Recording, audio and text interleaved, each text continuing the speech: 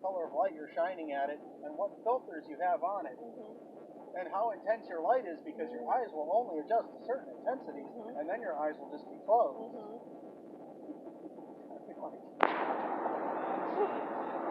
You have to have some constants in your, hypothetical situation. I don't have to if I don't want to. Well, you don't. You can just choose to not argue over nonsense. And that's the choice that you regularly make.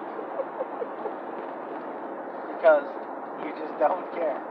It just doesn't matter to you enough. You don't know how many receptors I have in my eye for, particular colors. And it might be like 3 receptors per eye different than mine.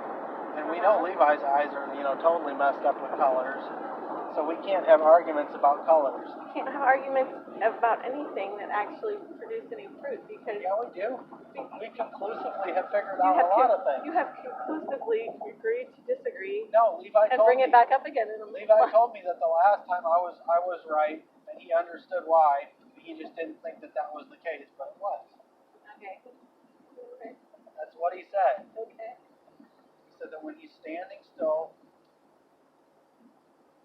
I still get what he was saying. Right, but he wouldn't account for a very crucial thing. And that's why he was wrong. It was. And that's why he was wrong. You can't be like, well, I adopt certain things as facts, but the other half of the fact, it's also part of the same thing, is just completely null and void. That's like John Bell saying that healing is definitely not for today. I just think you're cute. I love you. But you have to be like Jesus. Jesus went about healing all that were oppressed of the devil and sick. But oh no, that doesn't count.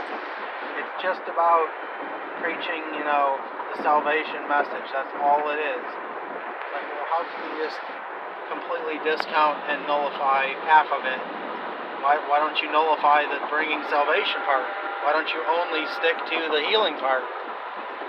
Who's to say?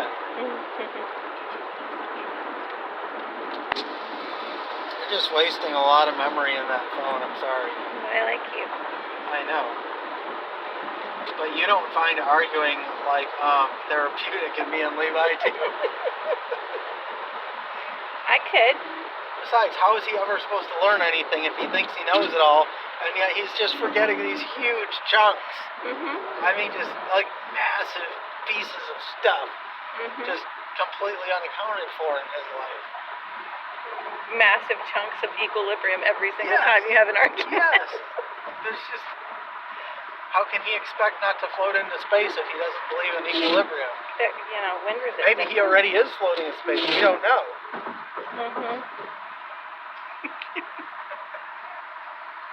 I mean, if it's not for equilibrium, he's, basically plummeting towards the center of the Earth at all times. He likes it that way. Faster and faster, and without stopping into an infinity, and all that stuff. Like I tell Bob, so many yeses that he can never stack up enough no's to be more than my stack of yeses. Yes, you do. And you know what he says? He says, but I have more no's. No's. More no's. Tim?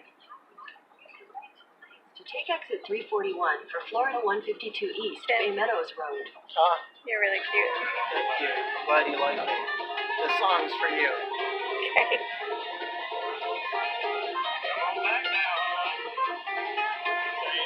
What is it called? What is it called?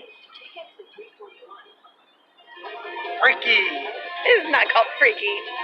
It's called She's a Super Freak. Is it really? It's called Super Freak. That's the name. That's for me. Thanks, babe. Use the left lane to turn left onto Florida 152 East, Bay Meadows Road. Oh yeah, I recognize it now. Use the left lane to turn left onto Florida 152 East, Bay Meadows Road, then turn left onto the I-95 North ramp. Stupid Maps lady is once again ruining a perfectly good song. She has to chime in at the most worst moments. But you did bring me home to Mother. Huh? The song says, I know. kind of don't bring home to Mother. I was horrified. Her mom was scary. She is not scared. She was. You're just ridiculous. No, I'm not You ridiculous. thought I was abandoning you. You did. And I was right there. It was way too far I was, away. mere feet away. Every All time I those- hear this song, I think about Polo's brother. What's his name? Polo Sotra's brother. I can't think He right worked now. at Pub. He was an IT guy. Oh, George. Yeah. Because he told me, he said that he hated his dad. Just hated his dad. Because basically he was born and as an accident, and his dad just rejected him and wouldn't accepted him as a problem from the instant he was born, basically. He said, and he was sick one time, and his dad was just like, screw him, it's not worth what we would have to do to try to fix this problem. It's not worth it, basically. Mhm. And he just hated his dad for it. He said, but his mom carried him across the mountain to a doctor, and they were able to help him. And he survived, but he just resented and just hated his dad for feeling that way about him. In 1.5 miles, take exit 344 toward I hope Florida this has a 202 happy ending. Butler Boulevard. Yeah, he said that when he came to the Lord, he still hated his dad. He just couldn't find any reason to find him as worth talking to, or even considering that he existed. Basically, he was just completely useless human to George Sotras.